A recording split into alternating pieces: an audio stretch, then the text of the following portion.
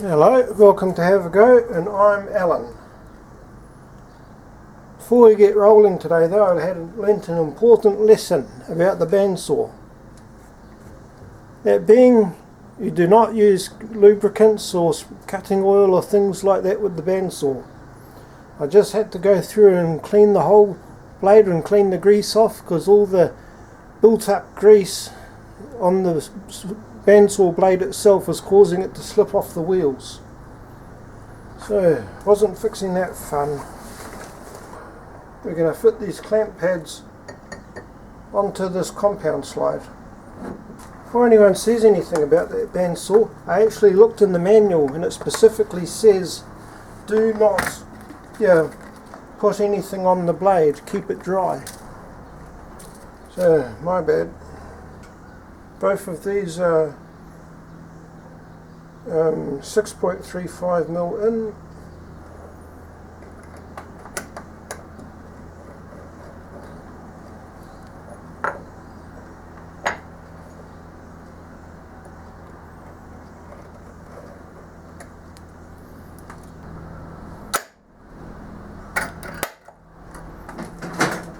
Okay, I got one of them slightly wrong, so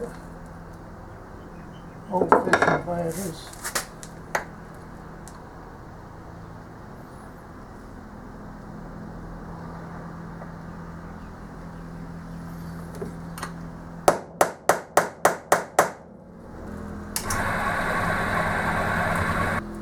And yeah, I know these blocks fly in the face of good machining practice, but it's either this or the hand drill. The nice thing about doing, what the book actually says and using different sizes for the jib and for the non-jib is that I don't have to punch mark the jib side anymore. I don't have to get this on precisely, just enough to hold it. So once I get it in a little bit, I'm going to use the hammer to gently tap it in.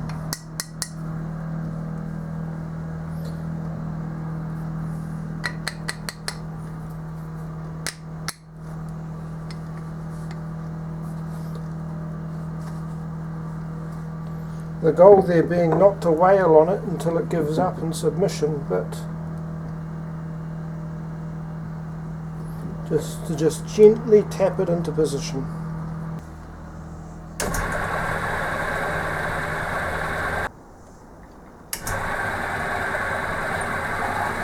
Alright, make life easy for myself and get the vice.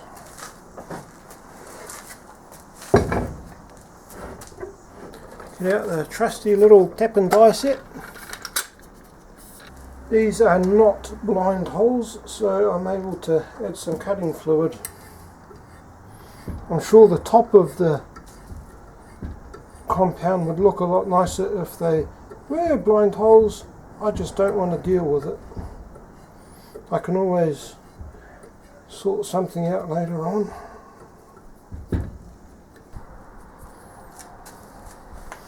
Right, I've got to tighten this so that the clamp pad is on square.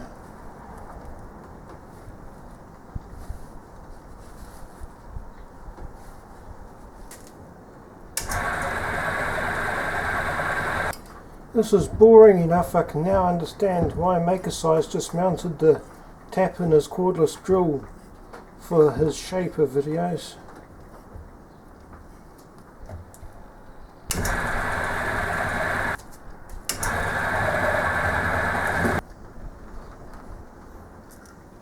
It's a pretty safe bet this isn't going to fit first up, but you never know your luck.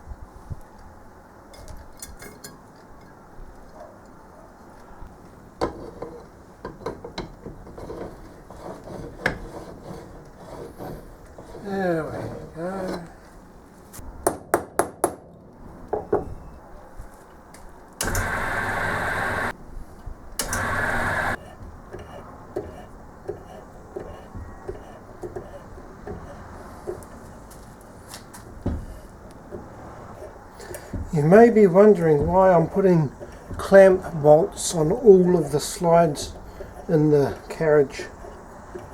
It's because this isn't a very rigid little lathe, or it won't be, and if I can clamp down all of the slides except for the one that I'm using, that will add to the rigidity of the lathe.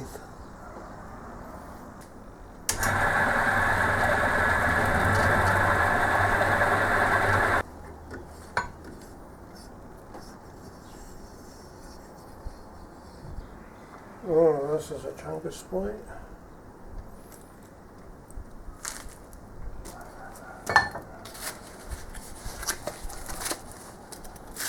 Hark, hark, the dogs do bark. That takes care of any burrs from the tackle.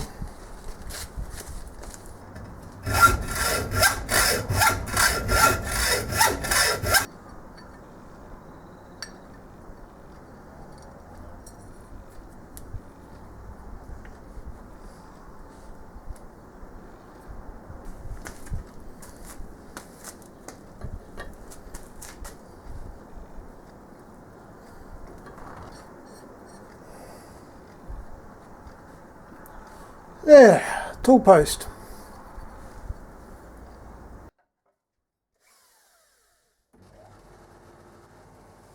This slides nicely, this slides fairly nicely, so I still have to get the jib strip still has to arrive, so I can't go any further working on this for now, so I'll move on to the Toolpost. In the book, Gingery specifies a shoulder bolt with a 1/2 inch shank and a 3/8-16 thread.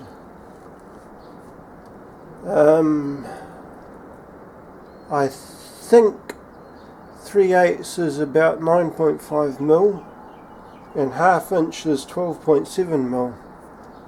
Yeah, so it's meaning 12.7 mil on the smooth part and 9.5 mil for the threaded part,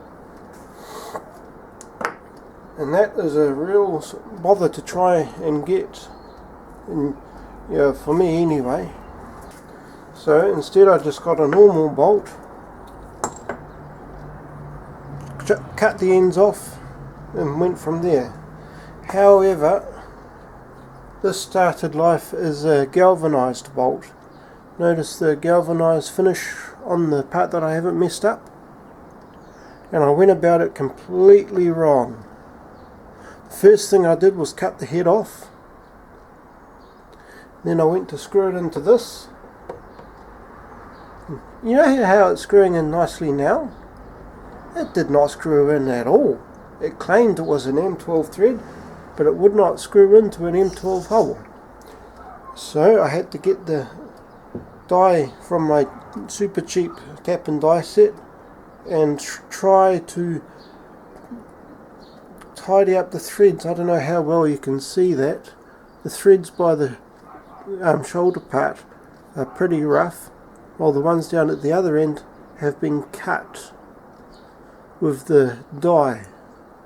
So the bottom part threads into this now, the top part does not. Once you get to about there-ish, it will not actually screw down to the base of it. The reason I couldn't cut the threads all the way down to the base was because I found that you actually need quite a bit of force to tidy up the threads, even starting with threads, which is why the end of this is pretty munted up from sitting in the vise. In hindsight, I should have cut this part short first, left the hex head on, then clamped the hex head in the vise to stop it from turning, tidied up the threads, then cut the hex head off, not cut the hex head off first. Not happy with the end result I got on that. This, on the other hand, is what they call an engineer's bolt at the shop. It has a nice metal finish, which probably means it'll rust if you leave it out in the elements, unlike this, or before I cut all the galvanizing off. However, this is not going to live out in the elements, this is going to live in my lathe. And it screws into the compound without me having to actually cut the threads on it. It's too long, however, which means that if I screw this down all the way, it'll actually clamp onto the ways that the compound is sitting on. See, if I back it off, it'll slide. Tighten it up, it will not slide. The plan of attack is to first trim down the threaded part to where it'll seat properly but won't hit the ways, and once those are, I've cut that off, I'll make sure that it screws in nicely, and then I'll tidy it up in the vise with the M12 die if I have to. Then once I'm happy that that's good, then I will cut off the hex head, and we'll proceed from there. Gingery specifies the length of the threaded part as 3/8 or 9.5 mil. I also discovered with this piece that it doesn't clamp nicely in the bandsaw because the hex head is wider than the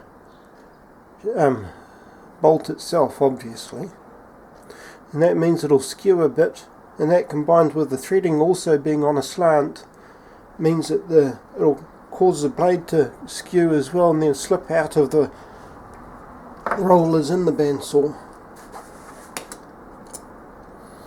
which in the end means I'm going to have to do this the old-fashioned way.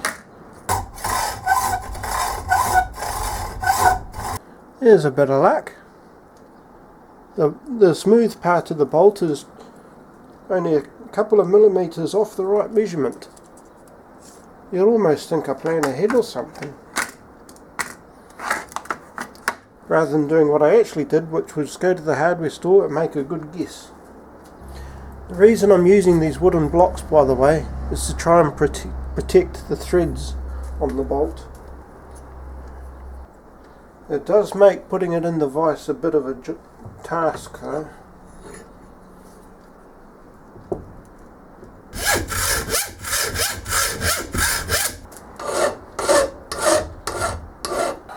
That wasn't entirely cosmetic, filing the top of this, because I still have to drill the hole through the top. For the various operations I have to do, my plan is to take the jibs and lock screws off the compound and use the compound as a convenient carry handle to work with this thing, rather than trying to hold it like this to something directly. I'm going to use this. Keep my precious fingers away from the bad bits. I need to put a square, or rectangle rather, through the middle of this, about 7 mil wide and about 13 to 14 mil high. So the first part will be to put some flats either side of this, so that for the next part, drilling holes through, the drill bits will have something to grab onto. Right, I've got my hard plastic visor and my earmuffs. I've been told by my cousin not to use gloves with the angle grinder because the spinny bit can grab the gloves and then I'm in trouble.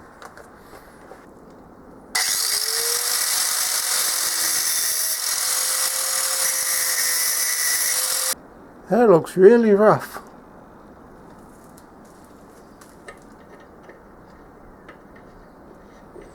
Okay, looks like I am going to need the file. Well, it's worth a try. Gotta have a go.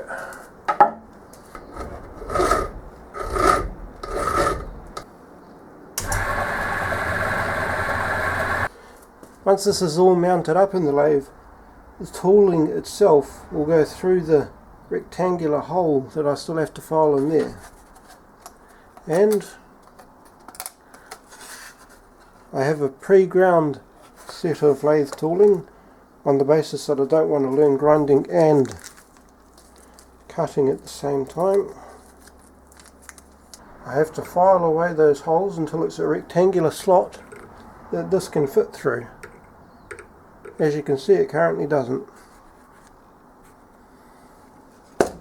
So I'll put this back away for now, or rather to one side. Get out the needle files and settle in for a really boring filing job.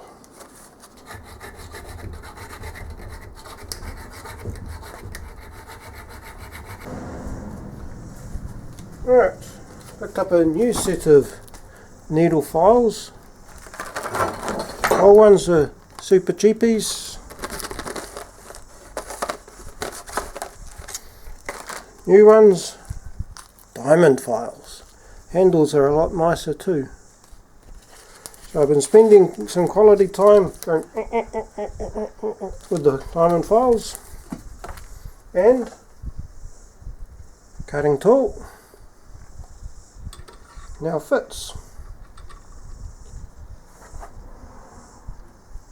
So the next order of business is to drill a hole through the top of this for a 6mm screw, tap it, and then that'll be the tool post sorted.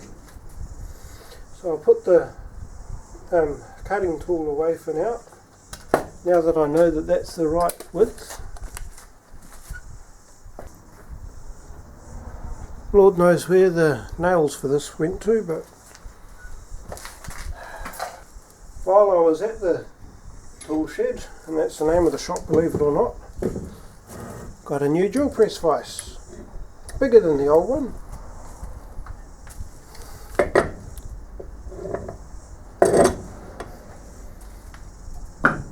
So hopefully the bigger one can hold this casting.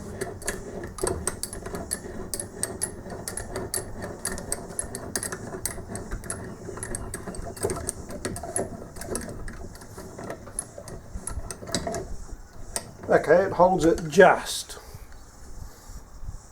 But clearance is clearance, as they say.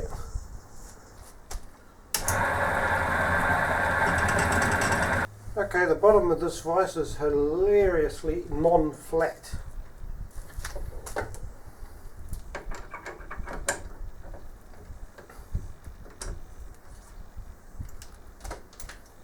Which means I have a new side project at some point, flattening the bottom of this silly vise. I don't know what kind of grade of steel this bolt is made out of, but it seems to be pretty tough.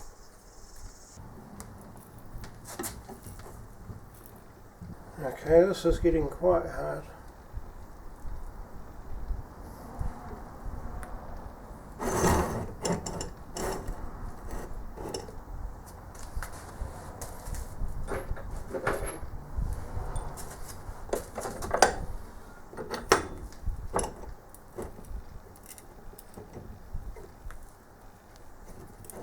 This is the first time I've tapped a steel hole, and it's interesting.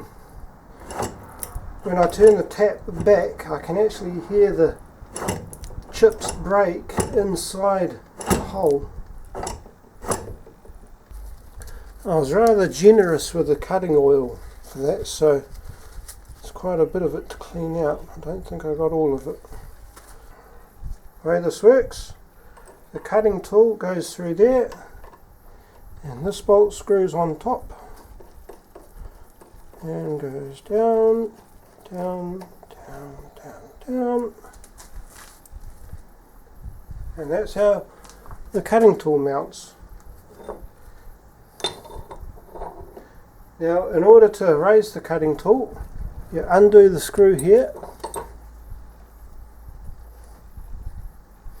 and shim it underneath.